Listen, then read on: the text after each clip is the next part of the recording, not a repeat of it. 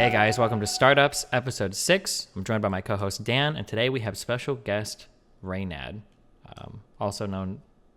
Well, I've actually never heard anybody refer to you by your real name in my entire life, so I'll just call you Reynad, I guess. How you doing today? Oh, I'm good, man. I stayed up way too late. I There's this Magic tournament they announced. They kind of I don't know had a good prize pool. It qualified you for the biggest like event, so I figured I'll register and I'll practice a little bit. Ended up staying up for like 5 6 hours playing like shit. Fell asleep, mad at myself, but Is it now we're here. like an online Magic tournament? Yeah, it's like online qualifiers, but if you win, you qualify for like the offline big prize pool one. I don't know. It's my favorite game ever, so I really like competing in it when I can. So I just tried to, I don't know, brush some rust off last night. But Gotcha. it's a dangerous spiral to fall into. The whole like when you're sorry, let me fix it. If you're like competing in card games, it's easy to like fall into the spiral of degeneracy where you just want to grind it for like 12 hours a day every day because that's kind of what you have to do to um, get good again. And I don't know, I need some self restraint, I guess. I'm curious. Just this is kind of like not really related at all to this, but like for the Magic stuff, if you play online and then you go to play offline, how do like the cards work? Like, do you buy digital cards and then they give you real ones? Do you buy real ones and they have like codes for digital ones, or how do you build like a digital deck and then play Yeah. offline? That's a great question. So Magic kind of has like a paper scene and a digital scene. Mm-hmm. So this particular tournament is like digital specific. It's for MTG Arena. So basically, when you go offline, it just means being at like a DreamHack or a PAX with a bunch of other nerds, and you're all just playing on laptops in front of each other. Oh, gotcha. Kind of like how Hearthstone's played in open events too. What's like more popular right now for Hearthstone? Is it like the digital cards or is it the actual physical decks? Well, there's no physical cards for the Hearthstone. It's only Or digital. wait, I'm sorry. Did I say Hearthstone? I'm sorry. I meant Magic. Yeah, For that's Magic, a is it great question. uh huh? It's so hard to get data on the paper world, but it's existed for 20 years. That's kind of where I started with competitive gaming, and it's huge, man. They run events every weekend. They get like 1,500 to 2,000 people at all of these events. It's big. I would definitely say the paper world is way bigger than digital, but only because, Magic's only had a good digital client for like 3 months or whatever, or Gotcha. 6 months, whenever Arena came out. Okay, cool. I guess so. For people that know you, I mean, I've kind of, I played, I think I played Hearthstone for a solid 3 months, so I'm aware of your existence, and we have like a lot of mutual friends, I think, between, um, other players. What, you started streaming, right? Or did you start with streaming, or did you start with pro gaming? What was your first like entry into like this kind of like world of esports and games and everything? Yeah, I was visiting my family in Ukraine when I was 15, and my cousin brought two Magic decks with him, and he taught me how to play the game. So as soon as I went back to the States, I started going to tournaments, and I really just fell in love with that game. And it was just paper card games. And then from there I went to poker, and I tried like Yu-Gi-Oh versus system. Like I played everything that I could for money. Mm-hmm. Once you're good at one of those games, it's kind of the same for all of them. And uh, yeah, I eventually ended up. Finding Twitch back in like 2012, and I got partnered after a couple of weeks streaming Magic. So I was the second biggest Magic streamer for like a year. And I burnt out on that because I couldn't make any money on it back then. They had this thing where they would give you like a half partnership where they wouldn't give you a sub button because it was like a new product. Only like 10 channels on the site had sub buttons, Mm-hmm. and they'd let you run ads, but only like 30 seconds at a time. And the CPM was trash. So Yeah. yeah, yeah, and then eventually after a couple of years, Hearthstone came out, and I was like, oh, it's the same game but for idiots, and I'll play this, and the viewership was just skyrocketing. It was like the first time I'd ever gone on Twitch and seen a game release and then not die a week later. The viewership just kept going up and up and up. So I figured, yeah, I'll jump in and So what yeah. made you get started in streaming in the first place? Like what was that desire, and how'd you leap so far up? Was there any competition in that? Yeah, this is a great question. I think a lot of people lie about the answer to that. For me, it's because I was really young. I had a massive ego because I was good at these games. I knew I was good at these games, and I wanted the validation of strangers on the internet. So streaming gave me all of that, plus like a pipe dream of maybe sort of making a living off of it, which back then wasn't actually possible, but I thought it could be. I don't know. It's one of those things where like I logged into Twitch for the first time. I saw like some streams. I saw a panel of live streams on one of the Magic websites that was popular. Star City Games, and I clicked on the stream, the one that had the most viewers. It was like 200 viewers, and it was some guy in Canada, and he would sit there and like barely talk about the game, not say anything interesting, click on some shit. And I imagined like 200 people in a room watching this guy, and it just like blew my mind. It was like, wow, I get why this could be so cool. I see so much potential here, but like, I really think I could do it better. So that's what made me start. So yeah, I didn't have like a computer or internet or anything. Like my parents refused to pay for anything at the time, so I ended up going to a Gen Con tournament, and I won, and I got like $5,000 of cards. So I sold them, um, and then I bought like a laptop and internet with that, and then I started streaming. What's it like going from Hearthstone, or I'm sorry, from Magic to Hearthstone? Was that like soul crushing, comparing like the complexity of the two games, or? You like, you ever read Flowers for Algernon? Yeah. Yeah. Okay, gotcha. Um, Do you want to explain for the less educated chat? Not for me. I of course have read that book and understand it, but for there's It's a obviously classic. It's a classic story about how a guy undergoes a procedure that makes him the smartest person in the world, and then it like backfires. And throughout the book, he slowly becomes like mentally handicapped, and he like sees his mind wasting away in front of him. Yeah. nice. Okay, yeah, that makes sense. That's how I remember it as well. So so you got into streaming, and were you competing in tournaments for Hearthstone at this point, or were you just kind of playing for fun? Well, back then, like streaming didn't have that much money in it, right? Like I like to put it in a. So the answer is I did both, right? I did tournaments because they, like, I won money, and there was a solid like 12 month period where like before I started Tempo Storm and all of that, I was like actually the best player in the world because all I cared about was like playing the game. So like if you would go on ladder, every single deck list from rank 5 onward was just a copy of one of my lists on stream, and I would win some money like playing small tournaments here or there because you get like $500 or $1,000. I also did coaching, so that would, I think I charged like 50 or $75 an hour, and then like that made some money.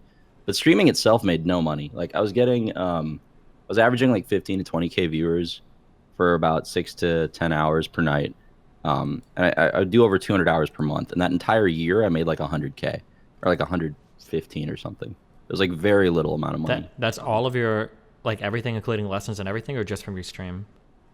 That's all. That's everything actually. Yeah. So that was like, to be fair, I was new to the industry, and like Mm-hmm. I didn't really know, there weren't many brand deals back then, and like, God, I still remember like one of the, I won't say which sponsor, but I got this one brand. It was like a big brand to work with me early on, because like one of the girls that worked at the company knew me, and she was like the decision maker, and she paid me like $500 a month, which I had to haggle up to because I told her I Yeah. want to pay like half of rent with it. Mm-hmm.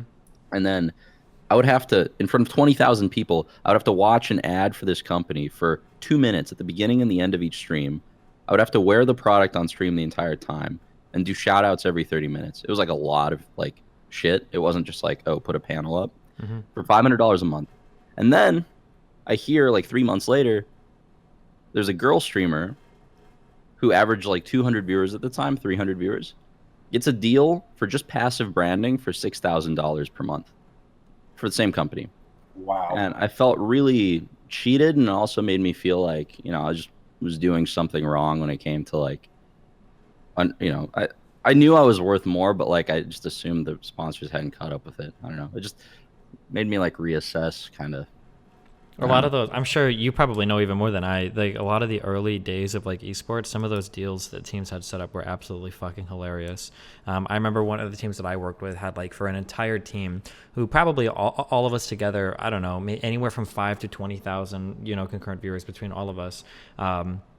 People were negotiating like these deals where you had to like wear products, where you had to have brand placement on your stream, where you had to do like calls to action and everything. And these deals were like for the entire team was paying like 2 to 3K a month. Like not like per player, but just that lump sum to the entire team. It was like horrible.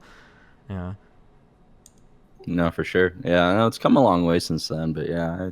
Oh, and then I was another. actually really excited about the idea of joining a team back then.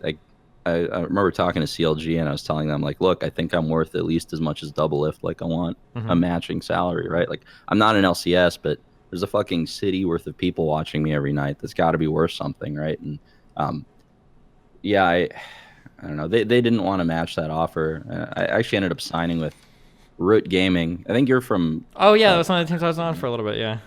Yeah, so I signed with them, but like 2 weeks later, I basically said I'm just gonna start my own thing, and they were nice enough to let me out of it. So, um, but that was like a non-salaried deal. I was just gonna be in the gaming house. Yeah.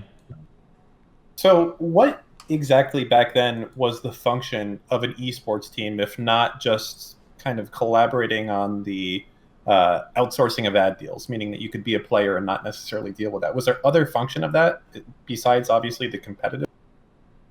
Yeah. So I mean, the old esports team model, as far as I understand, it was made by Alex Garfield, who was the founder of Evil Geniuses, and what it basically is like a bad agency. So you aggregate a bunch of talent, a bunch of gamers, because none of them have a brand that was big enough at the time to secure a relevant sponsor.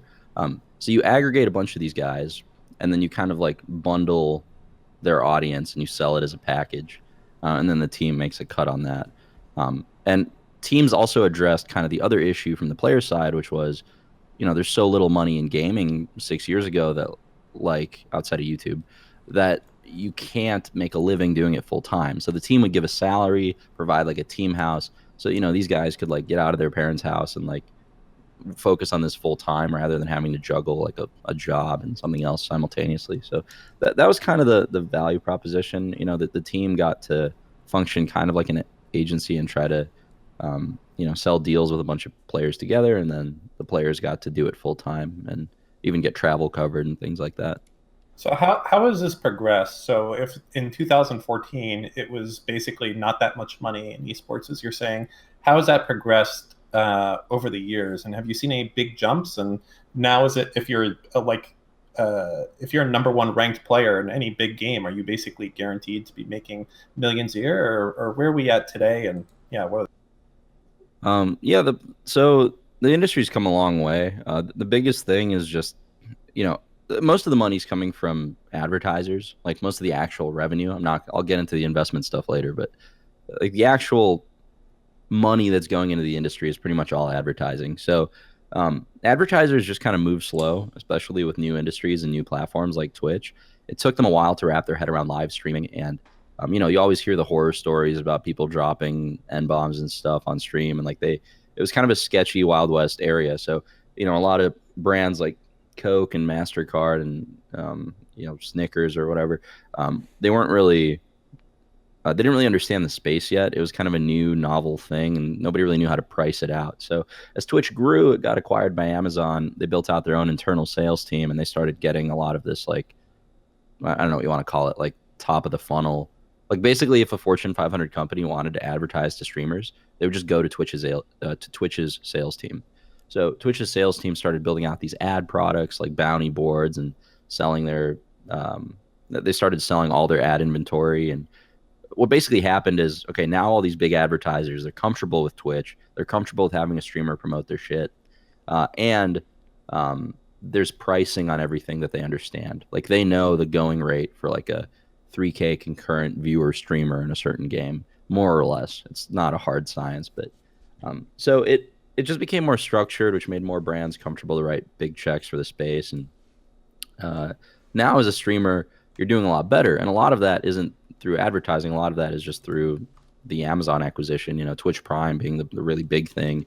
But yeah, like overall, it's way better. Like if I was getting the viewership that I got in 2015 today, I just streamed full time, I would be making I could do over 10 million this year. I know I could, for sure. I think I could do 15 if I did YouTube right. But with 10 to 15K concurrent viewers. Yeah, well, I mean, back then it was higher actually. I had some streams where I hit over 70K. I had streams where I hit over 40K multiple times.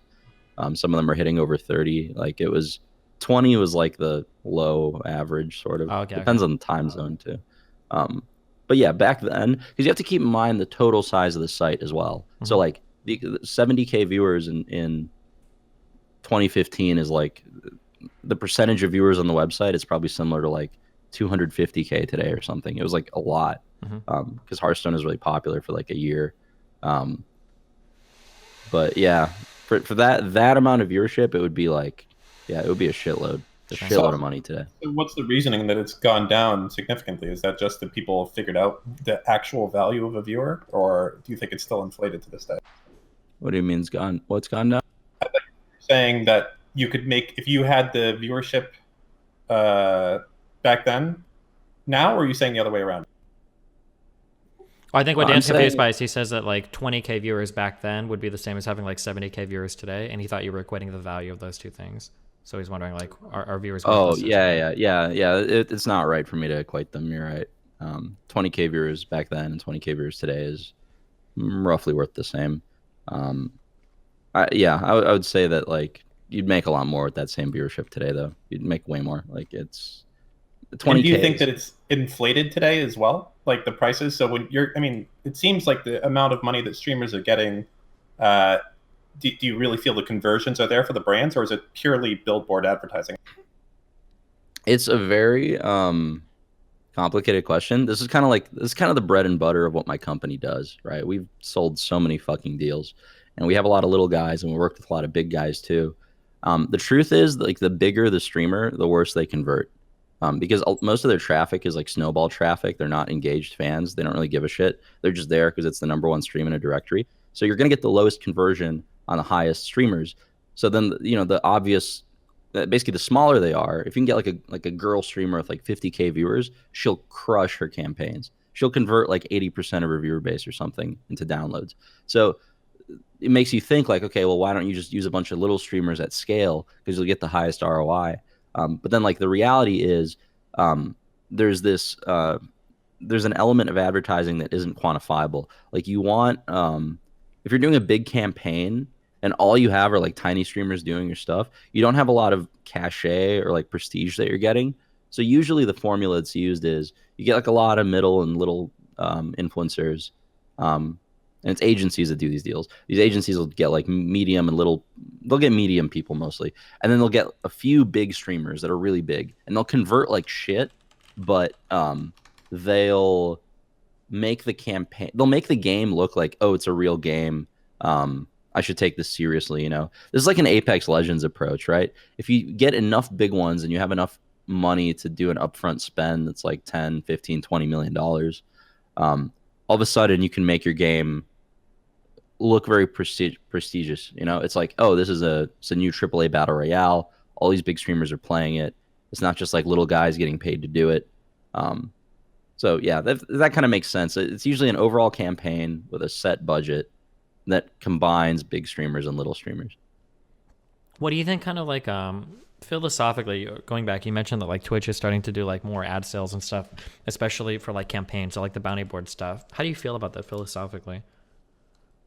Yeah, just the natural progression, like with the platform. There's a lot of third party here's kind of the trend that happened. So all these advertisers wanted to come in, and all of these like agencies popped up, and I'm going to use agencies with quotes. Yeah. You need a license to operate as an agency in LA. None of them have it, but there's like contractual loopholes to get around this that are very easy to do. Do you think like the larger ones like UTA and stuff are operating without licenses in the space? No, those are actual agencies. Yeah, okay, but there's like 3 of them, right? There's like UTA, CAA, and WME, and like outside of that, it's like then I'm talking about like the 4-man marketing, influencer marketing companies that are like kids out of their college dorm room. Like there are fucking billions of these. Yeah. And what they do is they insert themselves between the money from the person doing the ad spend and the influencers. And the thing about this, it's in the same category of business in my mind as like escape rooms, where there's no barrier of entry to start a company like this. All you need are some people and like a fucking email account, and with a girl's name. Yeah. Yeah, exactly. And like, because there's such a low barrier of entry, there's so many of these companies that do this. And if they can get one deal from, like a Korean mobile game publisher, then hey, all of a sudden that's like a couple $100,000 in revenue, and they kind of try to get by getting as many of those deals as they can. Yeah. So anyway, it started with those, and then eventually, people realized, hey, the little guys convert better, but if in order to get like a campaign for $100,000. Um, in order to spend $100,000 on streamers that get like 50 viewers, you're gonna need like hundreds of streamers, Yeah. right? So there's like a bandwidth issue where you need a certain amount of people to micromanage all these people to make sure they're actually doing their deliverables, their tweets. It's really hard to execute with too many little people. So the natural progression was doing it at scale with an automated platform. So this is like where Twitch's bounty boards came in. It's like a way for little streamers to do campaigns um, and get paid for them. But at the same time, Twitch doesn't need to hire like 500 people just to whip them into shape. So there's a bunch of third-party companies that have platforms like this now, and that's kind of where those brand deals are.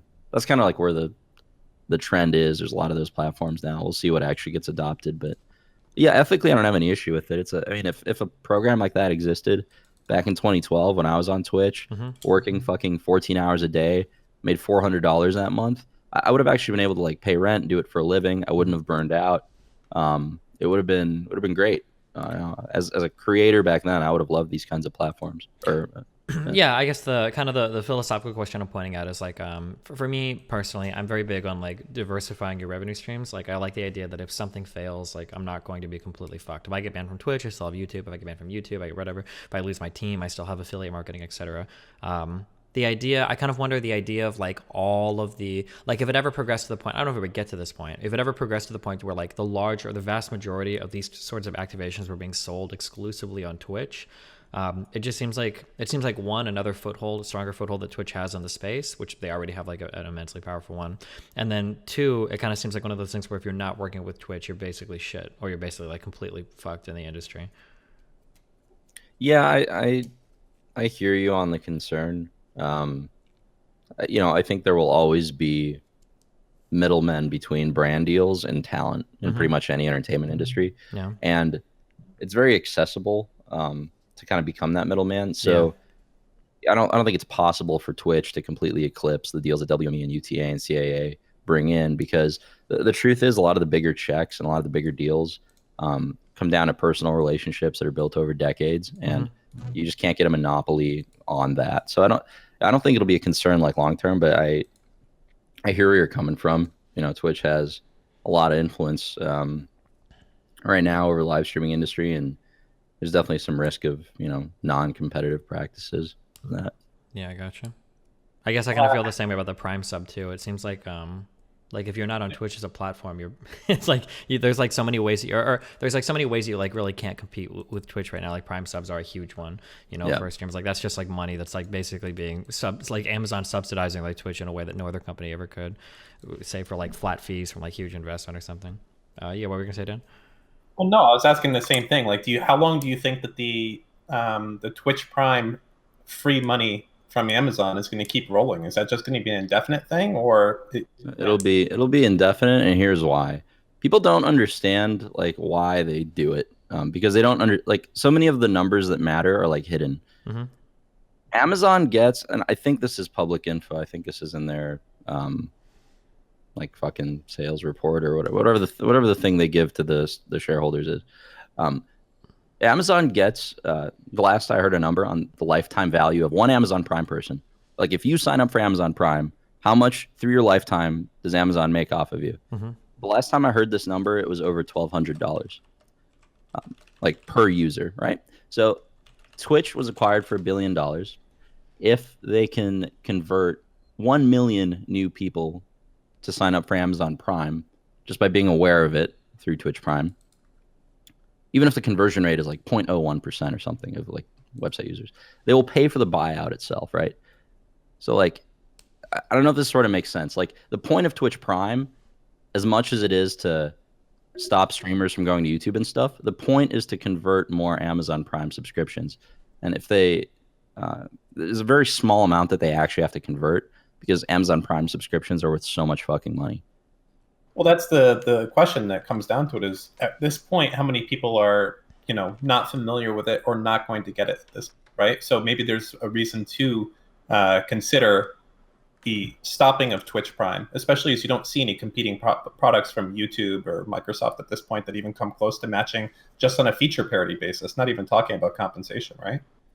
No, that's a great question. That very well might be true, but it's like one of those things that that argument depends completely on numbers that none of us have. So Yeah. it's like not something we can really engage in. Yeah, so just like throwing it like real quickly. So you said if the average worth is like $1,200 for a lifetime Amazon Prime subscription, so you would need like for every 240 subs, assuming they paid out the full $5, which they don't, it's less than that. You would need like one of those people to be a new Amazon Prime subscriber, and as long as like for every 240 Prime subs, and again it would be even more than that, for every 240 Prime subs, if one of those people bought Amazon Prime just because of Twitch, then I guess it does kind of pay for itself. But then this is ultimately centered again on numbers. Like we don't know these exact metrics, or at least I don't. Yeah, and I mean that's like less than 0.5% Yeah, conversion 0.4. rate. It's very easy to do on almost anything. Mm-hmm. Yeah, interesting. So, what do you think about the state of other platforms in right now as it comes to esports? Like, is anyone else taking it seriously? Does Twitch have anything to worry? So all these other platforms got massive budgets for this kind of stuff, right? Like Facebook had. I'm gonna stop using numbers because I don't. I hear No, it's numbers public. everywhere. Like I Yeah. don't know which ones are public. Um, Facebook had a big budget. I won't say exactly. It was like almost $1 billion just for like to grow like Facebook Live and Facebook Gaming, right? Mm-hmm. And there's like YouTube had a massive budget as well. I don't know exactly how much, but like you can imagine somewhere around I don't know, billion plus probably. And the point is, they all had these massive budgets in order to acquire talent and try to get some of this market share away from Twitch and start growing their platform. And they're not doing a bad job, honestly. It might sound like a meme to Twitch viewers when we talk about like Facebook Live or like Mixer or YouTube or whatever, but like by the metrics, they're kind of doing fine. And those platforms have a lot of strengths that Twitch doesn't. The truth is, though, viewership on live streaming platforms is driven by whales. It's not driven by like little guys at scale as much as people think it is. So what I mean by that is, getting one ninja is incredibly valuable when it comes to a platform, not just by like the brand cachet that you get, but from like the actual numbers they drive are crazy. Like the percentage of viewership for the website the big streamers drive is absurd. So creating a platform that kind of caters to the whales more than other platforms is really important, right? And this is why Twitch is really careful with these kinds of relationships. It's why they try to get a lot of custom brand deals Yeah. to those guys. And yeah. This is really interesting. I was going to start bringing up numbers to disagree with you there about like the Mixer stuff, and I just checked, and I didn't realize this, but Mixer actually has like there are streamers, like there are several 4-figure streamers now on some of these categories. Somebody streaming to over 5,000 viewers in the FIFA section, a 4,500 viewer streamer to the Fortnite section. I actually wasn't aware that that some of the streamers are actually growing on this site. That's really interesting.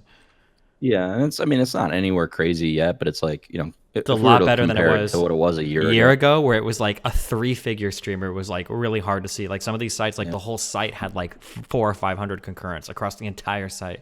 So that's actually really impressive if Mixer's doing that.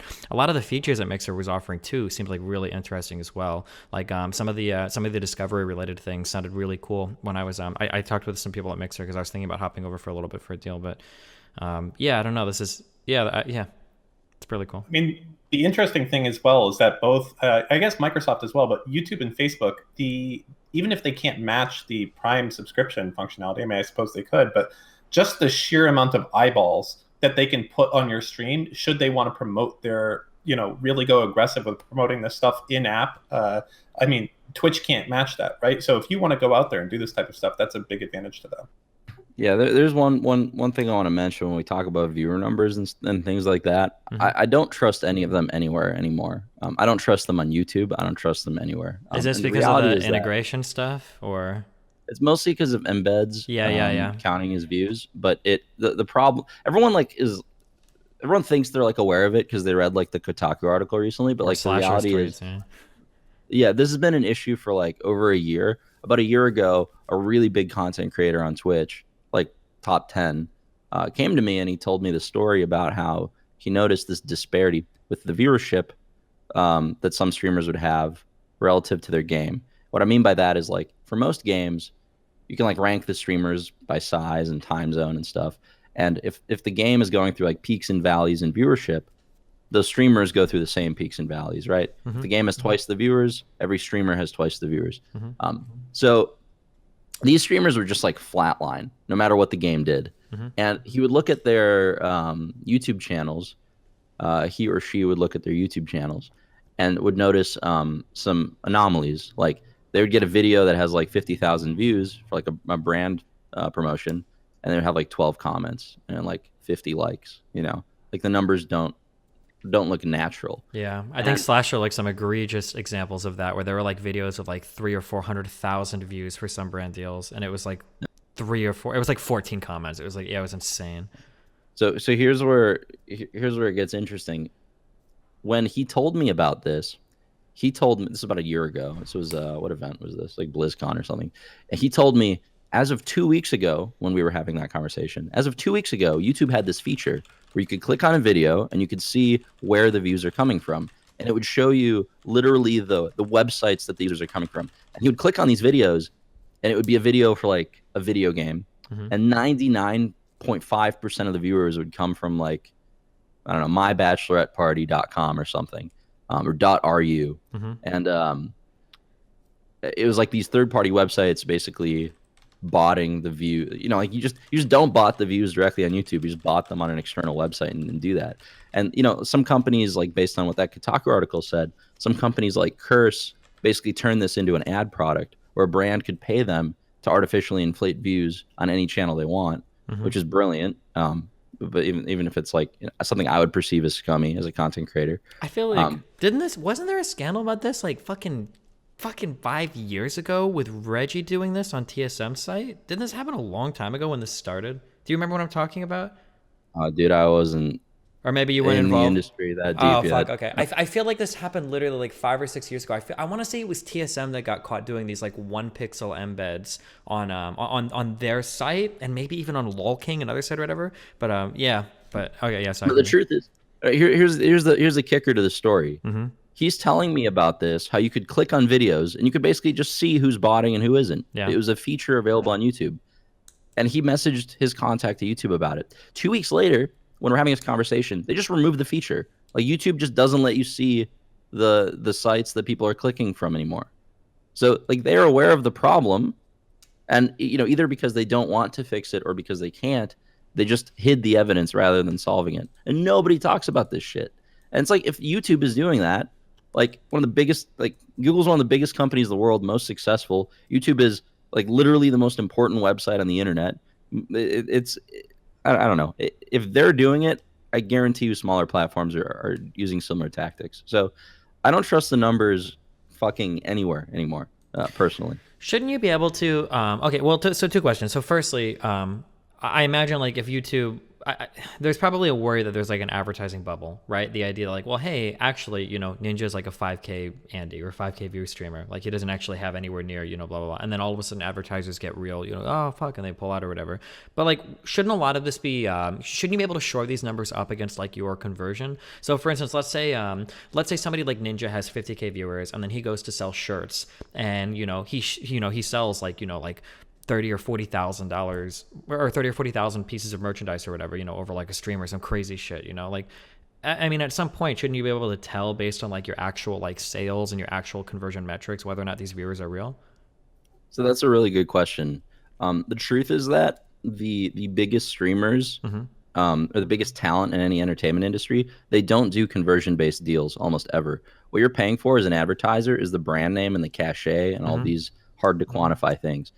So like, for example, like Red Bull sponsors Tempo Strum. They're a great brand to work with. I think they do esports right, but they're not counting how many cans we sell, right? We're not giving them a referral link for cans. They're sponsoring us because like they like the content that we make. They believe in the brand. They want to be associated with something cool in a young industry, and they want to do it right. But you can't like track conversions, right? It's like a branding type of advertisement. So basically, the bigger the streamer gets, the less and less ROI dependent those deals are going to be. ROI is something that's usually tracked for smaller to middle-sized streamers because they kind of have to prove themselves. Like the onus is on them to show that they're worth paying for it. Yeah. Do you feel like there's a certain threshold point as far as real concurrent viewers on Twitch where it goes from, you're making 2 or 3 grand a month to now you could potentially making, $10 or $20,000 a month? Is there some drop off point? And how much of that also involves like joining an esports team versus not? No, sorry, could you say a question one more time? So is there a point at concurrent viewership where, once you get over 2,500 concurrent viewers, that your revenue significantly gets more escalated or anything along? I think it's pretty linear, I would say. The only thing that happens, and it's really it's not something you can track like directly. Basically, once you get to a certain size, brand deals are going to come to you.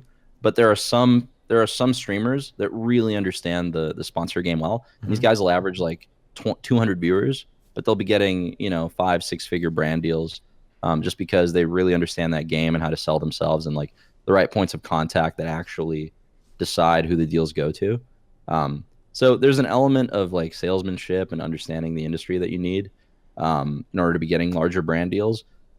It's not a meritocracy, right? It's not like once you hit a certain threshold of viewership, all the deals come to you and the gates are opened. It's like there's an amount of hustling you have to do, and if you're big enough, you don't really even have to do the hustling because the deals come to you. But it's not like a hard number that I would say. It kind of depends on how known you are. Also depends like what advertisers are looking for. Like sometimes like a mobile game company from Asia, like Tencent, will want to do a big spend for like PUBG Mobile or something because they're launching it in North America. They're going to be really interested in Hearthstone streamers suddenly because they identify them as mobile streamer like category influencers, whereas they won't really give a shit about Fortnite people that are more like famous. It really depends on like what the sponsor is looking to promote and kind of what audience you're targeting. How much of this correlates into being an esports team versus not? So if you take like there's a guy we know like Mr. Moon, who's just like a 500 viewer streamer. How does his revenue change? How does his revenue change if he manages to get into like an esports team like FaZe or something? Or more versus broadly, being on his own? Yeah, or more broadly, if you're like a 200 to 500 viewer streamer, like should you be looking to join a team to bolster like your revenue, or should you be trying to do these deals on your own, or just get like an individual manager or something? Yeah, all of these deals are really different team by team. It's hard for me to like use a blanket statement and say like, oh, it is worth it or it isn't worth it. There are some teams that consistently have horseshit deals. There are some teams that do very good deals. Most teams do a mixture of both. It's one of those things that it's very hard to know your own value as a streamer. It's very hard to quantify your value even as the team. Like we know what we're going to make off of most of our folks, but it's not always easy to quantify.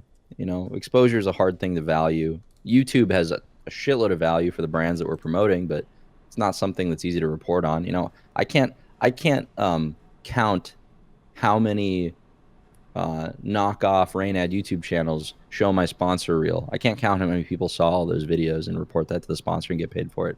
It's like the reality is that it's just really hard to know what streamers are worth for a lot of different reasons. And for this reason, deals look kind of different team to team. So personally, I think that the value proposition between a player and a team is very player favored. The smaller that the player is, on average, not always, but on average. So if you have like 500 viewers, you're probably like right at that cusp of doing it full time, being able to pay rent, being able to like comfortably pay taxes, things like that. A team will really help give you stable income. It'll help prepare you for brand deals because it is a skill. You have to learn how to promote brands well. And if you're mediocre or just new to it, brands aren't going to feel as comfortable working with you. Like if you're like a 500 viewer streamer for Tempo Storm, and like people see like Nvidia on like a sponsor reel, when a future brand that might want to work with you sees that, they're like, okay, he has experience working with brands. It's like it's a good look. But yeah, basically, I would say for small streamers, yeah, usually it's worth it if you can do it. I'd say for big streamers, it can also be very worth it, but it really depends on the details of the deal. It really has to be a deal that fits with the goals of the team and the streamer. And there's plenty of those that exist, and there's plenty of deals that end up being fairly one-sided. We've never, like at Tempo Storm, we've never really been fans of the one-sided deals. Everyone's going to say that if they're a team owner, but the reason we don't like them is because if you have a very one-sided deal, the player's just not going to re-sign with you. You just like lose them after a year. So we prefer deals where we can like build a relationship and have somebody with a team for like several years, because that's really how you build a brand and like a loyal following. Mm-hmm. How important is the skill of the player when people are getting signed for this? Is it all about streamer numbers, or can you just be kind of okay at Hearthstone and get signed by someone if you have a lot of viewers? Yes, the great thing about streamer numbers is they're really easy to quantify. Like I know what we get paid for stream numbers, so I can put a direct price tag on what every streamer is worth for that part of it. What do you mean exactly? So like I know what I can basically pull up somebody's stats from like the Twitch API and see like what their viewership volume is, what their growth trend is, how many viewers they're getting over the past 90 days, and I can basically line those numbers up against the contracts that we have, because some of them do scale depending on Twitch viewership, and I can say, okay, this streamer is going to bring in an average of like $2,200 a month, assuming he stays consistent, and there's an element of risk, but yeah. So to answer your question, basically, there's like two things a player can be. It's basically like marketable or good at the game, right?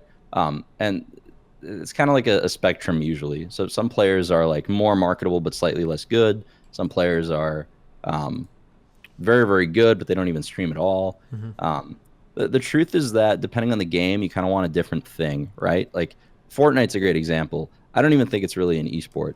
Fortnite doesn't it just didn't matter if you were good at the game, to be honest. The only thing that mattered was like sucking YouTuber dick in the first few months of the game to get into like Fortnite Fridays and being like big enough to be invited to the only tournaments that are happening. And it's like 90% shitters and like 10 players that know what they're doing in the game, right? So somebody like Tfue, who's really good at the game, can just like farm those because he's one of 10 players that know what they're doing in those. And it's not that's like the opposite of a meritocracy, right? It's not like a qualifier season or anything. And now Fortnite's like gone to being more merit based, but it's like too late to matter, right?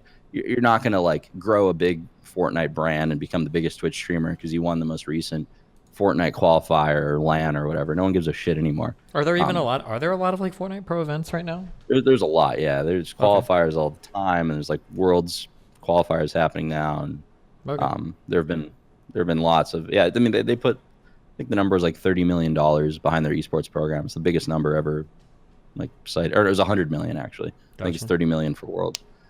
So there's like stupid amount of money behind it, and but the truth is like in order to make it in a game on Twitch, you need to build your brand early. That first 1% of its lifespan, you need to skyrocket. You need to just like get to the top, and then you just need to surf the wave for the rest of the game's existence.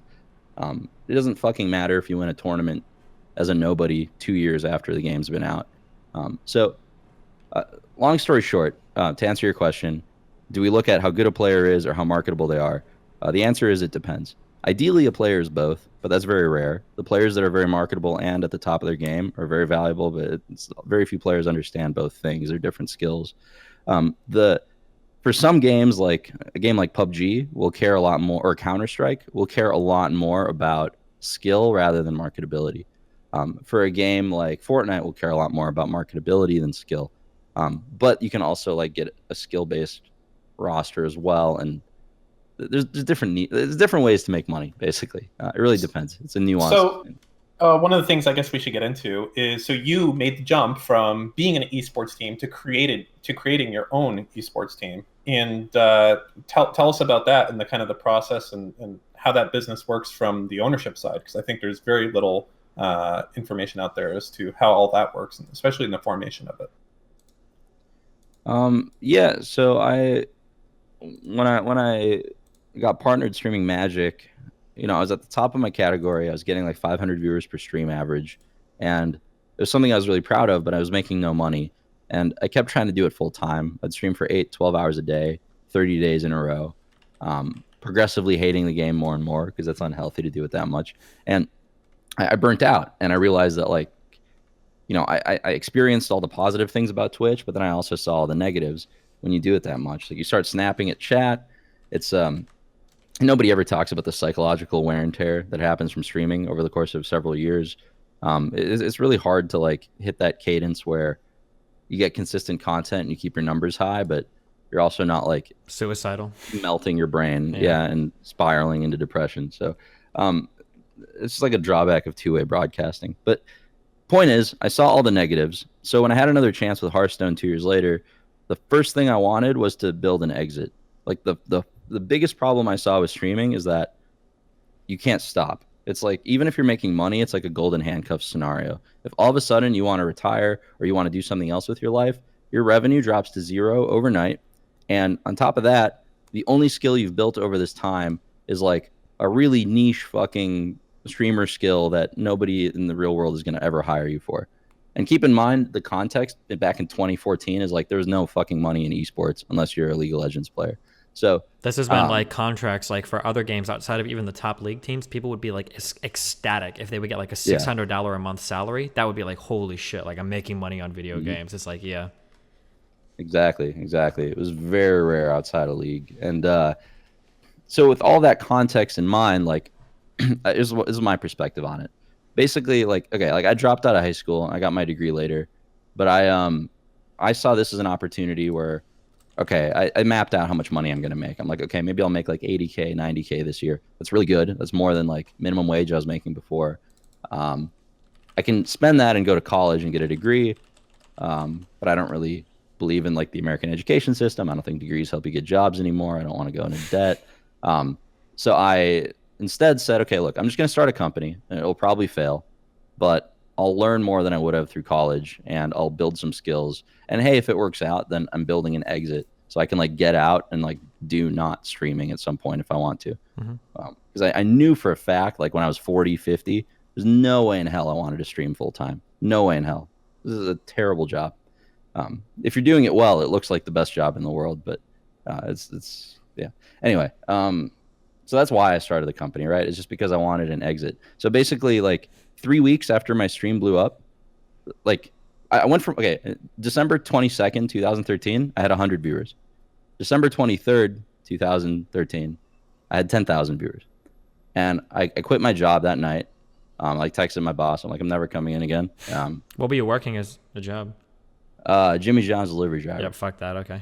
That was an easy decision. Yeah. It's actually one of the best jobs I've ever had. I liked it a lot, but yeah. I can't imagine you fucking doing that job. Aren't the people there that work there? Not to say that you're not the most upbeat, like peppy guy ever, but aren't like the Jimmy John's people like usually like pretty gleeful, upbeat people? Were you like an odd one out there, or the delivery driver? No, I was pretty happy when I was doing it. Honestly, I'm very different, like compared to on stream. Okay. Because you're out there in the world and getting exercise, and I was in a really interesting city. I was like downtown St. Paul delivering to the Capitol and stuff. It was kind of cool. Okay. Anyway, All right, so there you go. Yeah, so I quit the job, and then so keep in mind, like minimum wage, no money in the bank, right? Mm-hmm. Quit the job 12 hours after the stream blows up, and just one stream. Right? I don't know if those viewers are going to keep being there, or most people wouldn't, right? Like I knew I could hold it.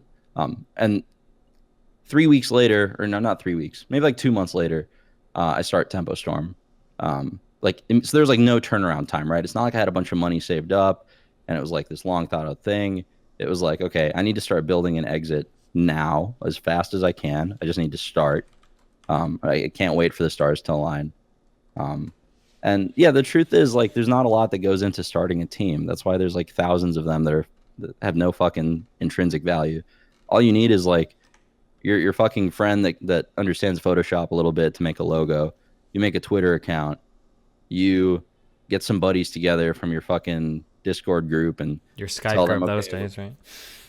Yeah, just like, hey, we're playing under team whatever the fuck now, and yeah, and we get some jerseys from a third party company. Like it's not a business though. It's like a little league team, right, with a social media account. So yeah, there's no barrier of entry to creating an esports team. Unless you're talking about like Overwatch League or League of Legends, you don't even need to buy a franchise spot. All you need are some teenagers to agree to represent your brand, and that's it. And I was like, you don't need anything else. And a lot of teenagers, like the dream of working in esports full time and being a full time player is really fucking powerful. Like the dream is really powerful. So if you're talking to like a 15-year-old kid who's really good at his game, like he doesn't stand to lose anything by joining a team, right? Like it's probably not a contract half the time. If there is a contract, they're not getting paid, and the team's not taking anything. So it's like a lot of the players will basically just say yes. So you So can. how did you become successful when everyone else kind of ends up as Little League? What was the difference that you were doing? Well, we were actually like fucking good. Okay, so Hearthstone's a really random sack of shit. Like you cannot predict results in that game almost at all. Like basically results depend on who has the best prep work and puts the most time into it. And on average throughout the year they'll get more points. But you can't really dictate who wins a tournament. But what made us stand out is that like early on we only had Hearthstone, right? I just signed like 3 other Hearthstone people. We won fucking everything. This was like unheard of. Like it couldn't. Nobody will ever do it again. There was the first Hearthstone LAN ever, DreamHack Bucharest, 2014. Right? I get this kid who messages me on a Twitch DM, which used to be a thing, like the Twitch inbox thing that we had. Yeah, I remember. He messages me. He's like, Reynad, I'm a fan of your stream. I heard you're making a team. Can you please look at my VODs? I think I'm really good. And I look at his VODs, and he's like rank 3 legend in Europe or something. And he's playing Hunter, which I knew was the best class, and he knew was the best class, but everyone else thought it was unplayable because they only thought you could play Face Hunter. And I watched him play for like 5 minutes, and I was like, okay, this kid's a genius. I'm signing him. He had 8 viewers average. He's like a World of Warcraft player. This was Gara. We go to DreamHack Bucharest, first Hearthstone LAN ever, only 128 people in it. And it's best of 3 single elimination, which is quite literally flipping coins. Like, you would, in order to win that tournament, you would need like, you need like I don't know what the actual math is. You need like a 95% game win rate or something absurd.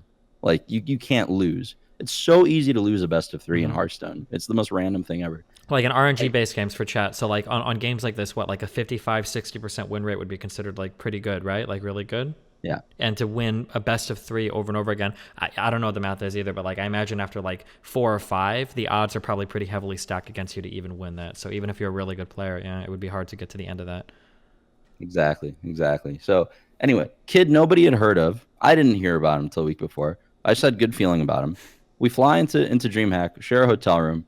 We go there, and it's a bunch of these people from like Fight Night and all these like early Hearthstone tournaments. It's a bunch of fucking washed up StarCraft players like you, Destiny. That was like all of Hearthstone's early pro scene. I remember right? all of them. And, yep. And all of them were fucking bad except for Strife Crow. All of them. And anyway, Gara goes to the tournament, fucking wins the thing, like out of nowhere. I had a pretty good showing too. I made the best play in that tournament that's ever been made in any Hearthstone tournament to this day, in my humble opinion. So it was a great look, right? Reynad got a highlight. Gara fucking wins the thing. Tempestorm wins the first LAN. And then I picked up Hyped and Tides of Time, and we just started winning like fucking everything for months and months and months. And that was like a really good start. So to answer your question, like how did Tempestorm become a name that mattered? Like that was a big part of it, right? We had the big streamer with me. We had the tournament results. Eventually, I just became friends with some other big streamers. I'm like, hey, Reckful, do you want to stream on like the Twitch team with like no contract? Just like as friends. Because he was on like, what was the WoW? Skill Caps Gaming or something was his network at the time. So he was like, yeah, sure, whatever. And yeah, all of a sudden we had like some guys that were like known. You know, it wasn't like good players at a game that had 100 Twitter followers. It was like known gamers. And we were winning things. So that's how it started. And then, yeah, eventually we added a second game with Heroes of the Storm, had the best team in that, and then we just kept expanding. So it was basically like the dream start. Like, I guess like a lot of business people say this, right? There's good preparation and there's like a lot of luck involved as well, right? That you had like a really good play, that the player you signed ended up like getting through to the end, that he was good, and he got like pretty lucky to win that many best of 3s in a row, right? Yep. No, but that was just like a fun story. But basically, like, yeah, the point is, we had consistent results in a game where it's not possible to. So we were like very far ahead of everyone else early on, which is really important. So how much of your time was dedicated towards the actual like ad sales, management, things like that? Because I mean, simply signing people doesn't do shit unless you have dollar spend behind you, right? So what's involved there? Hey, you're absolutely right. Yeah, that's like the actual value of a team is how good are their processes, how good are their staff. Can they actually leverage the talent that they sign? Because the modern trend in esports is to not start a real business. It's to just hire a bunch of salespeople that are good at raising money, use that money to sign a bunch of people that you're not profiting off of at all, use that to raise more money, sign more people that you don't know what to do with, use that to raise more money, and you just get a higher valuation over time. I'd love to go into that rant, but Temple Storm is like the opposite of this, where what we care about are our internal processes, our staff, actually leveraging the talent that we have. Like, we're not in any big games at all. Our revenue is higher than 3 different teams that are valued at over $100 million. Our revenue is higher than them, which is absurd. These teams have like LCS slots, they have Overwatch League teams, and like even with those assets, they can't do what we do with like tiny games. So the truth is, it's really hard to build that out because you can't do it quickly. It takes several years. You have to find the right staff members for all of it. You have to set up a process for everything, like the different sales cycles and the team managers. You have to make sure you have people making sure the sponsor deliverables are getting done. It's like a lot of shit that you have to do. My day to day is all of that, like running all of it. So I don't do the sales myself. I don't do a lot of influencer outreach myself.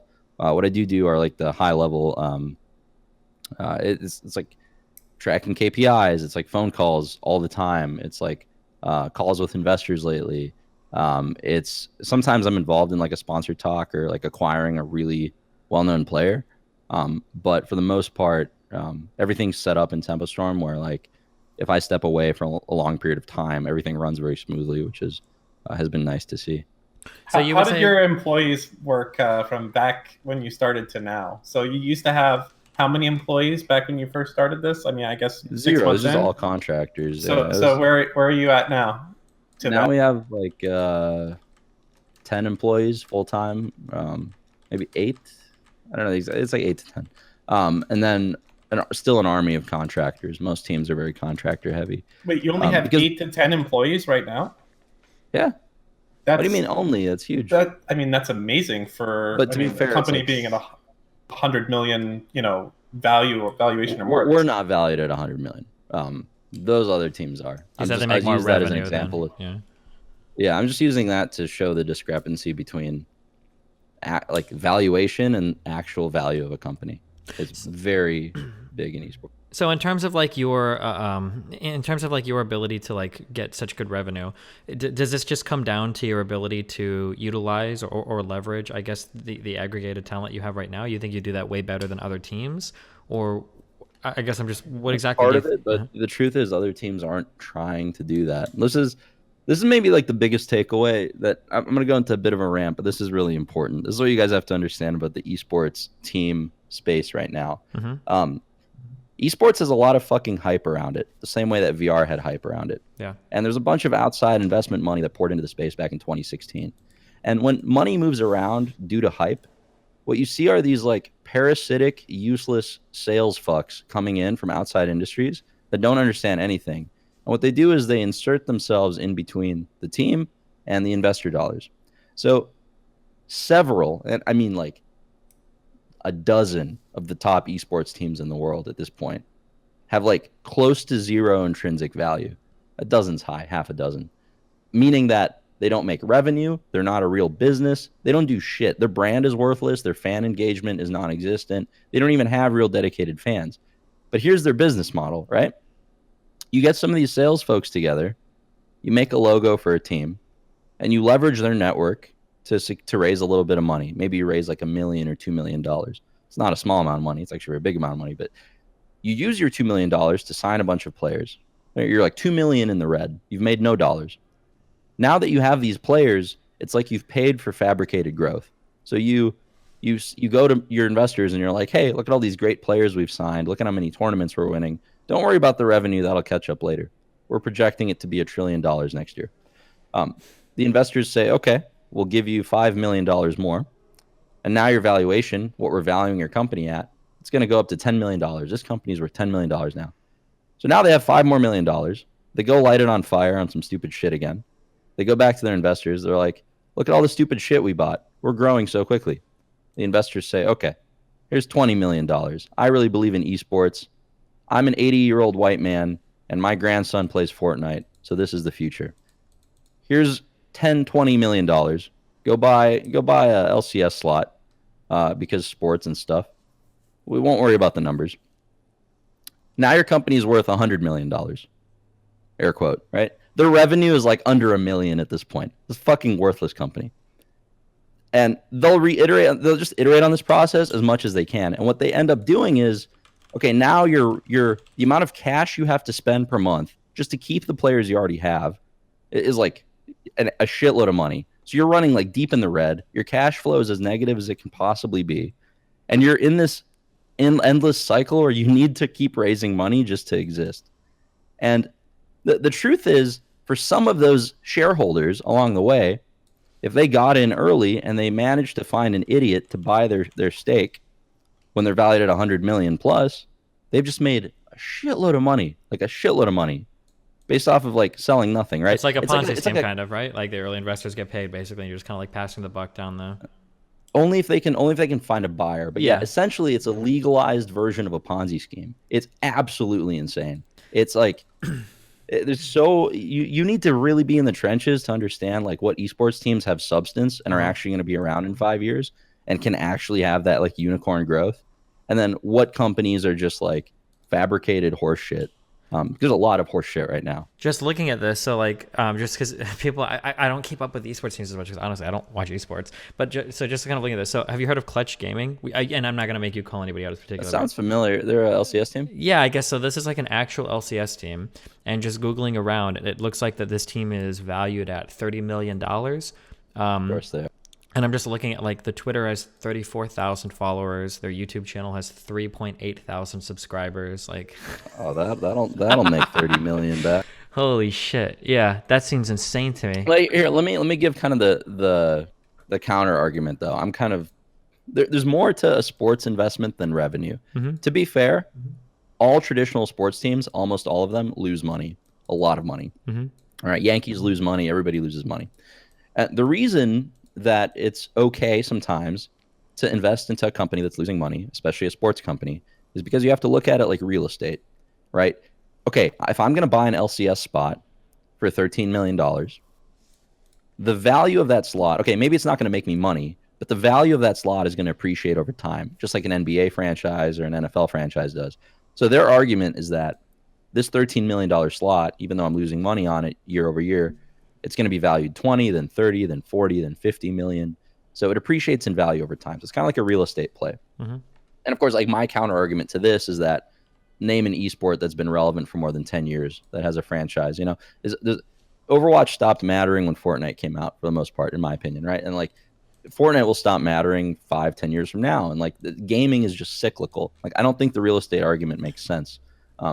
But they do. And that, that's where that's like a big part of why they made those decisions. So you were saying that there's actually Counter-Strike doesn't have a franchise chat. Sorry, I love Counter-Strike. I think it's the best esport, but Counter-Strike does not have a franchise. It's decentralized.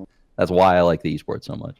Sorry. No, it's fine. So you're saying that there's multiple esports teams that are worth $100 million or more, and in your opinion, you think that their revenue that they're taking in is like $1 million or less at this point? That's me pulling a number out of my ass, but it's less than ours, and ours is not like. How much do those LCS slots cost? 13 million for the non-endemics and 10 million for the endemics, I think. Yeah, even like here's another one where these teams have like thousands of subscribers on YouTube, and they supposedly have LCS slots. Yeah, the revenue versus investment mismatch must be like fucking tremendous, or at least I would imagine so, unless they're like making money in other ways, which according to you it seems like they're not. Yeah.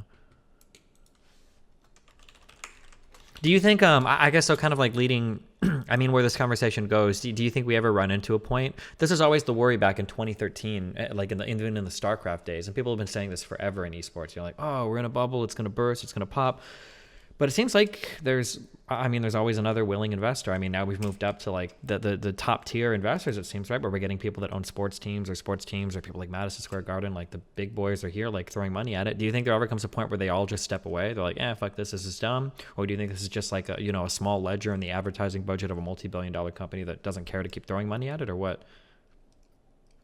That's a great question. I think there will be a correction, but I think esports is whenever people talk about esports and the business of esports, they think about it as like this one thing. Because esports is, it's just how the human mind works. It's like esports is compartmentalized into one part of the brain as one thing, but it's not one thing. It's very, very what's the word?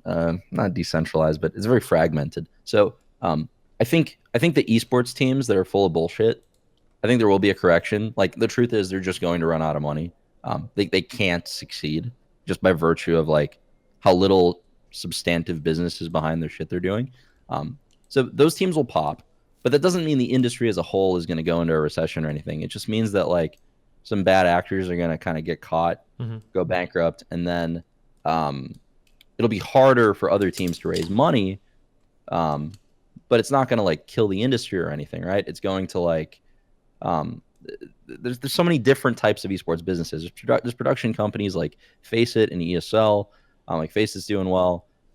There are esports teams that don't even use as much of a traditional model as other teams do. Like I really like what 100 Thieves is doing, for example. Like I think the merchandise. I don't know the numbers behind it, so I can't say for sure. But like I like the idea of the merchandise play. Personally, I think the future for teams is going more of the product angle rather than being entirely a service company. The point is, yeah, if a bubble pops, it doesn't mean the whole industry pops. It means that like a part of it will be harder to raise money for in the future, if there's a correction. But other companies gain a lot from that, right? Like Tempo Storm stands the most to gain from a bubble popping because we're running like a real business. And if all of a sudden the salary market's correct, then like our revenue stays the same, but our costs go down dramatically. So we'd be in a great spot. So how have you felt about expanding, right? So you have a few different players in leagues right now. Why not expand more at this point? Is there something specific you're looking for? Is it like something with a streamer, or are you at a spot where you kind of don't want to grow? I mean, we're always expanding. We've picked up like 10 players in the last few months. We're always like scouting. We have an acquisitions department that's always like looking at spreadsheets and stream metrics and stuff. We're always looking to pick people up. But the truth is, the biggest mistake I made in business due to my inexperience was expanding too quickly. It's like the dumbest thing you can do is like, oh, I want to grow my company. I want to make more money. That must mean I have to do more stuff, right? Rather than perfecting the process and the staff early on, I just decided to expand. So we did esports team, plus we did website, plus we, built out our production studio, and we just started doing all this shit before we perfected any one of them. And I think it's like the biggest mistake you can make in business is expanding before you perfect the process. So, for us, like, I think we do it better than almost any team in the industry. I think like us, Cloud9, TSM, like Liquid do it really well. But we can still do it better, right? And I'd almost like rather keep polishing up the process that we have now in the games that we're in and the things that we're doing rather than just like spend a bunch of money signing more players overnight. We'll always be opportunistic about it. Like we'll always pick up a player if we can profit on them within like a reasonable time frame. But we're not like, I guess what I'm saying is we're not in a rush to expand, even though there's all this outside pressure to do that. Esports is growing fast. There's all these companies that just keep signing players, and it looks like they're growing so fast, even though they're like a house of cards. And that puts like this pressure on us from like a perception standpoint. Like, oh, we need to keep growing or else we're falling behind. But the reality is, it's better to look inwards and perfect the things that we're doing because, if we try expanding too quickly, it's just irresponsible business, in my opinion. Sure. And there's a balance for that too, right? Like you don't want to just like absolutely stay like, with 3 players for 10 years and but yeah. And one of the things that you did as well is you're creating a game, correct? Yeah. So like I said, like about 2 years ago, I came to the conclusion that like the esports team business model just doesn't scale that well, meaning that there's like a hard cap to how much money you can really make. You can only have one drink sponsor. You can only have one airline sponsor, one car sponsor. If you have 30 sponsors, all of a sudden you can't sign more because all of them are getting less promotion individually. So the sponsorship model it isn't very scalable. So what I saw an esports team as being really good at is just being a marketing engine. And in my opinion, the direction that we wanted to go is being a bit of a product company ourselves. Like maybe maybe we create our own line of gaming chairs and just buy a lot of inventory from the same Chinese factory that every other chair company gets them from. Or maybe we, basically I thought about different products we can do. And I looked back at all these campaigns we did where we had our players promote shit. And the games that we promoted converted like 10 times better than anything else. Like esports teams are so good. Well, at least I shouldn't say esports teams. Streaming networks are so good at converting downloads for games. Like so fucking good. So I just did the math on it. Like the numbers basically really made sense. A card game is the only genre I really understand. That's where our core fan base was when we launched. Our website is, mainly card game fans. It's the cheapest genre of game to make. And I basically just mapped out the prices, put some budgets together. I spent a month in Europe bouncing between different development studios, trying to find the best ones and figuring out where the best developers in the world are in this day and age.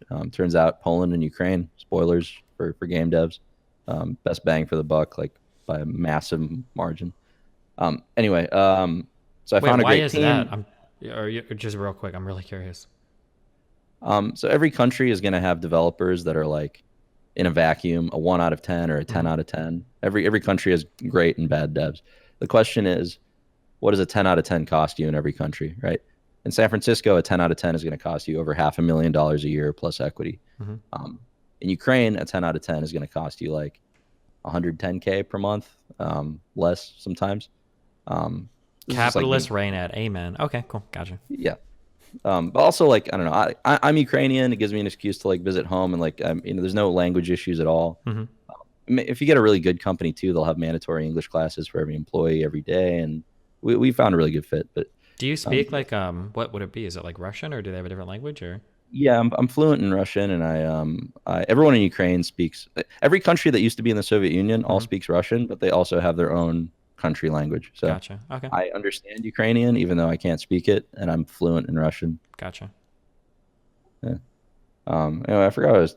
Oh yeah, so that's why I wanted to make the game, is because I looked at the numbers and like it was. I don't mind being transparent with numbers. Like the game was going to cost us like 1.5 million to make, which is like fucking nothing for like a AA game, or like for the quality we were going for. Like it would be similar quality to Hearthstone. It wouldn't quite be there, but it would be like sort of comparable. So from a cost standpoint, it's like super reasonable. And then I just did the math on like how much each platform converts. Like, okay, YouTube videos convert at like 12%. Twitch streamers, medium size, convert at like 10% on average. I just did all this math basically. Our website can drive this many downloads over a year with diminishing returns. And you just do the math on this shit. And it's very rough, like napkin math, but basically the worst case projection meant that the game would like make twice as much as it would cost to develop it. So it just made a lot of sense as a product. And then I'm not even talking about the upside where like it gets a little bit of virality, like even a smaller version of Slay the Spire would make this game like absurdly profitable. And on top of that, it makes every streamer we sign more valuable. Like we're now increasing the value that we're getting out of every streamer we pick up, right? So let's say if a streamer is costing us like $1,000 a month in salary, if they can make us $1,000 a month, that's like a flashpoint, because then we can sign infinite streamers without ever losing money. We can indefinitely grow the Tempo Storm brand as long as we're breaking even on influencers. So now that we have a product for them to promote that's really high margin, a product that we own, now we're making just a lot more off of streamers rather than just the model where we're this middleman between brand deals and them. So that's really from a business standpoint why I wanted to make the game. And on top of that, just like I mean this like from the bottom of my heart, fuck Hearthstone. There are so many things I've wanted to fix for like 5 years, like simple obvious things, and I've made videos and ranted about them, and they just don't add them out of spite. They intentionally patch things the opposite of the way that I recommend. And they have the worst patching. I will fucking buy that company and fire everybody one day, and that's kind of the plan right now. Do you? It's curious. Okay. It's really curious that your immediate desire. So you did. It's not like you had a passion for creating a card game. You realized that this would be profitable and it fit into your space, so you did it. But it's interesting you went this direction because I mean, essentially, the affiliate model, I guess, is what you could say you were doing before. You didn't take the risk; you're getting a good kickback by doing that. So, do you?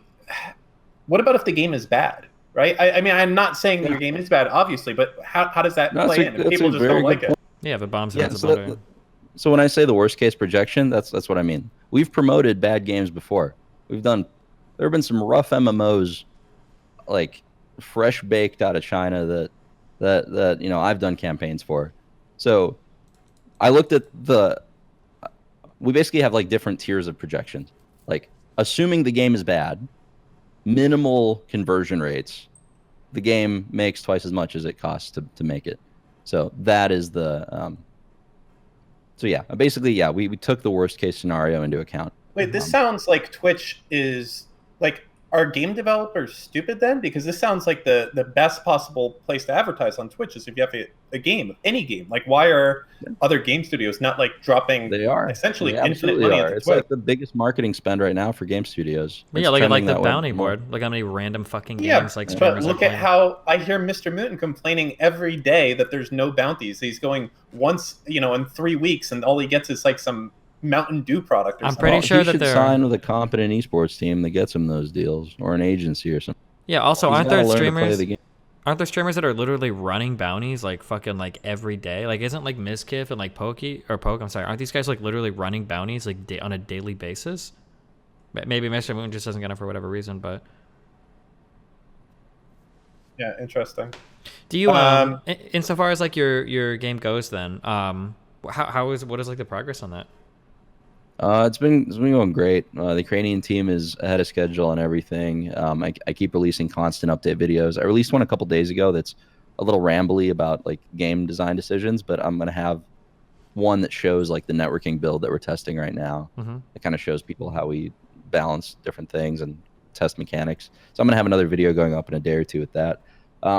It's been going well. The thing about the game is like, okay, everything else in the company up until now we've bootstrapped. Meaning that like, we just funded it out of the money that we made out of pocket.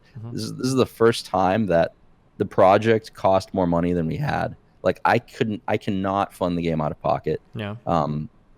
So it's the first time that I've been forced to, talk to investors and learn about that side of business.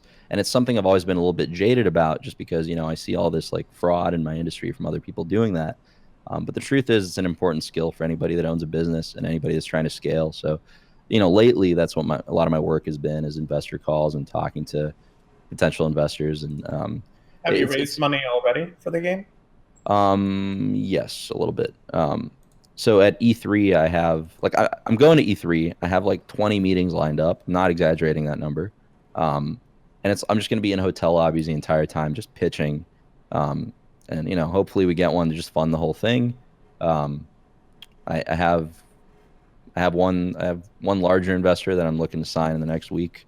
That would get us a big part of the way there. But yeah, it's easily my least favorite part of the business is like sales. I'm just not naturally good at it. And but I love talking about the game and like why it's a good fit for the market. And yeah, so that's been the part of it that's been like a challenge. But I think I'm getting better at it, and I'm hoping to wrap that up after E3.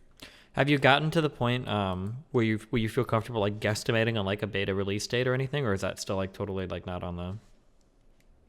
Like before I make any decision, I just ask myself like, what do I have to gain from the outcome? If I were to say a release date, I definitely stand to lose a lot, right? If I'm wrong, yeah. I stand to gain absolutely nothing. So why would I say a number or a date?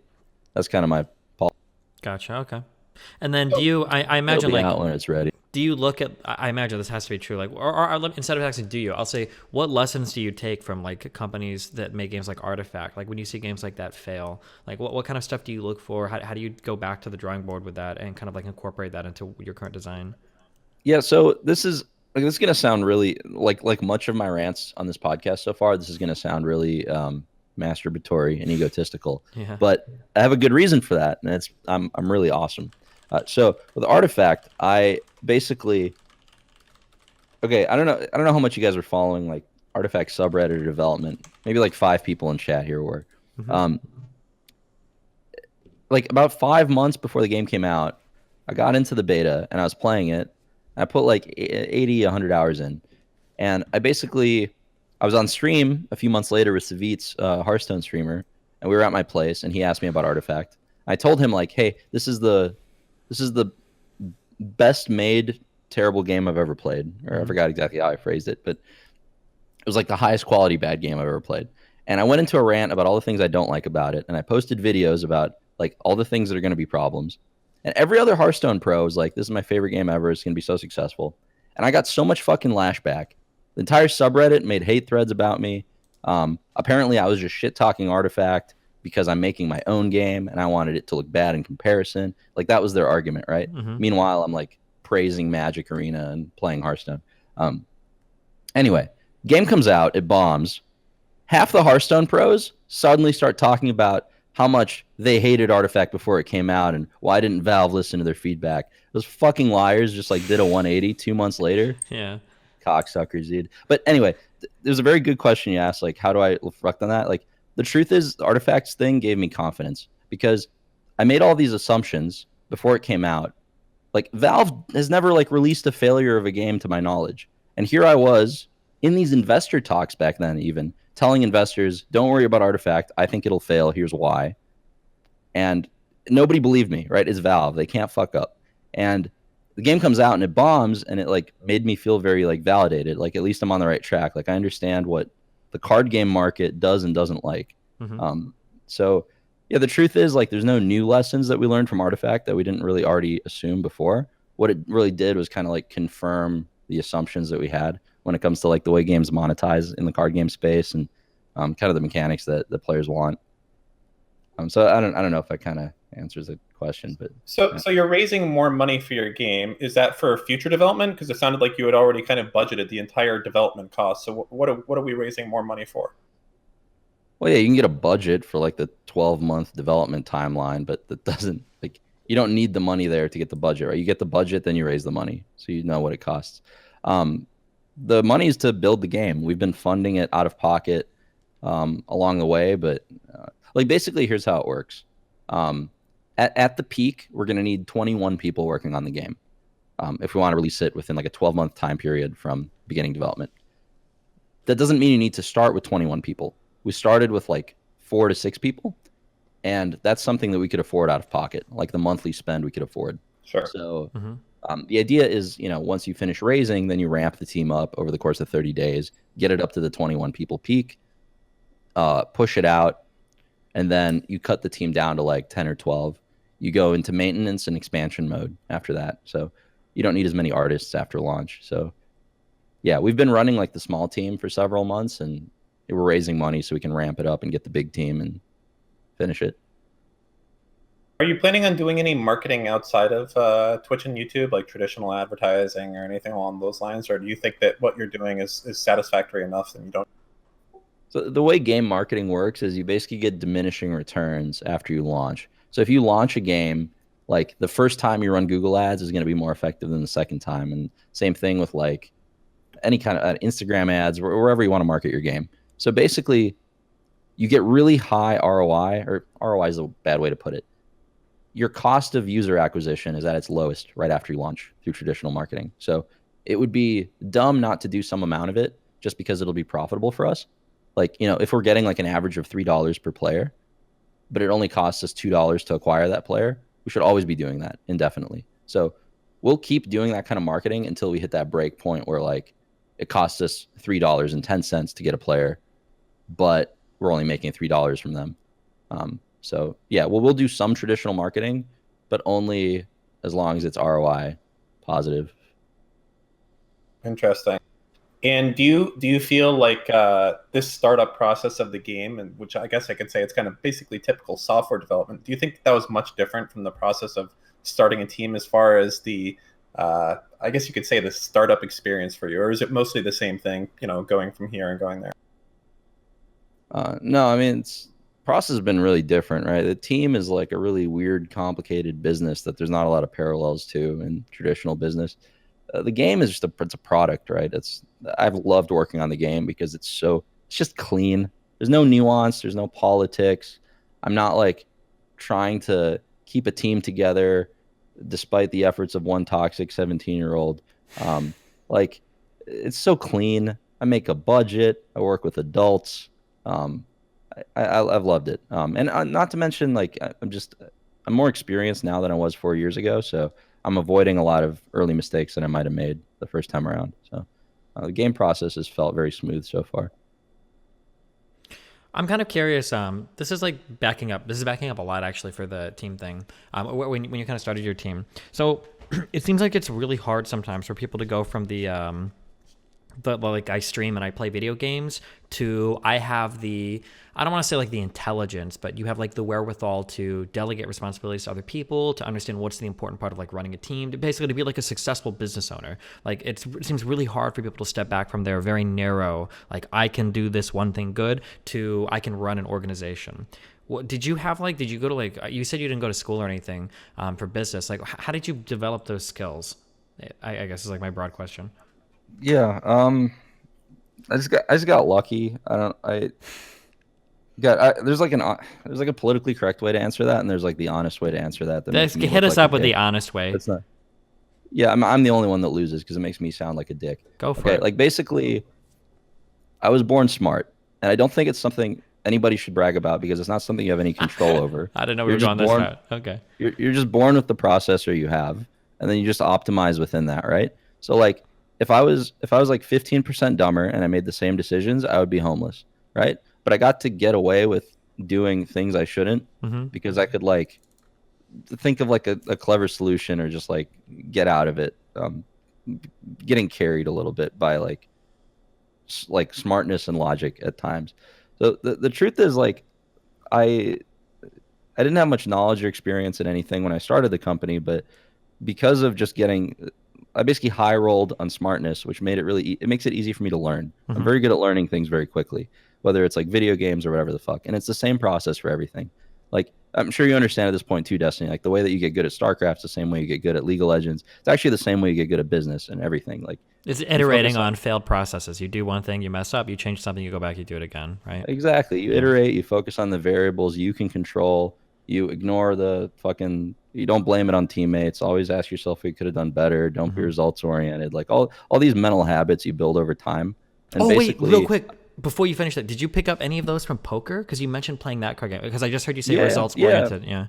I picked it up in Magic. Magic's actually the hardest card game. Poker is like one of the easier ones, but yeah, it's all the same. It's two main things that get you from like good to great in card games. It's just risk assessment and resource management. Those two things. So card games made me very good at those two things, and they both translate to business well. Yeah. But the more valuable skill is just learning how to learn.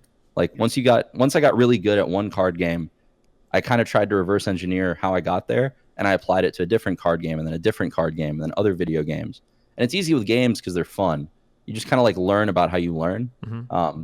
And then I just applied the same stuff to business, and it worked pretty well because I just, I made sure I didn't repeat my mistakes twice. I made sure that I just learned fast, basically, if that makes sense. I feel like the little bit that I learned about poker, like gearing your mind towards things. So when you say like risk assessment, like understanding, like how much you should invest and what your ROI should be, understanding that the what you said is like very is very counterintuitive. That being results oriented is oftentimes like really stupid. That you shouldn't necessarily be results oriented. That you have to look at like the information. Like getting my mind geared towards that for poker, like equipped me with a lot of different like mental abilities that like really helped me understand like later stuff in life. And it helped me avoid a lot of pitfalls that a lot of other people have, right? Like if you fail something one time, well then obviously that's because it was horrible and you should never repeat it. Like those really common pitfalls that people fall into is really sad to watch people get so hung up on. Yeah. Yeah, you're absolutely right. I mean, the truth is like, we're all monkeys and there's a lot of just logical fallacies that are kind of built in. But once you become aware of them and you like fix your brain and you start looking at the world in the right way, it's a night and day difference. But yeah, the results oriented thing I remember that was one of the bigger leaps it was one of the times where I learned something that was just like the biggest light bulb went off. The first time I kind of explored that. Moving forward, is there other stuff that you're thinking about doing? So you've done game dev, you have the esports team. I guess tempostorm.com as a website must be a relatively profitable property just on its own as well, correct? I mean, even outside of the fact that it's related with you. It's a large website. But yeah, what else do you have lined up? Yeah, so it's one of the lessons I learned more recently, right, is trying to do less stuff. I've had this issue where like I get bored very, how do I put this? I've always had this problem where I get bored very quickly by whatever it is I'm doing. And the reason for that is I only have fun when I'm learning, and there's diminishing returns on what you learn the longer that you do something. So like the time that it takes you to learn the first 95% of information in a given field, it's like the same as the amount of time it takes you to learn the last 5%.